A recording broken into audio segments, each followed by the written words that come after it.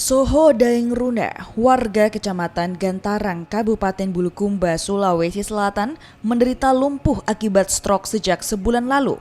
Kondisi perempuan berusia 64 tahun ini hanya bisa terbaring di atas kasur dengan seluruh tubuhnya tidak bisa digerakkan kecuali dengan bantuan anggota keluarganya. Dengan kondisi seperti itu, jangankan berjalan atau duduk, Soho Daeng Runa kesulitan untuk berbicara. Ia hanya mampu menggerakkan kepalanya. Namun sejak menderita stroke sebulan lalu, ia tak juga mendapatkan perawatan medis karena belum terdaftar sebagai peserta jaminan kesehatan bagi warga tidak mampu. Sedangkan Soho Daeng Runa pun tak memiliki tabungan untuk berobat karena sudah habis untuk biaya sehari-hari. Sebelum sakit, ia hanyalah pencari rumput laut yang diupah Rp500.000 per bulan. Pihak keluarga pun sangat berharap bantuan dari pemerintah untuk merawat Soho di Rumah Sakit Bulukumba karena keadaan Soho makin hari makin memburuk. Ya, memang kalau dilihat situasinya memang kondisinya memang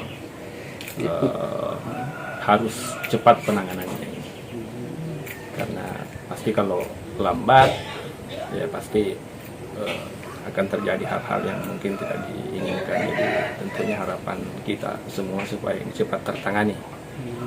Nah, bagusnya sebenarnya karena ada aja data-datanya semua lengkap semua.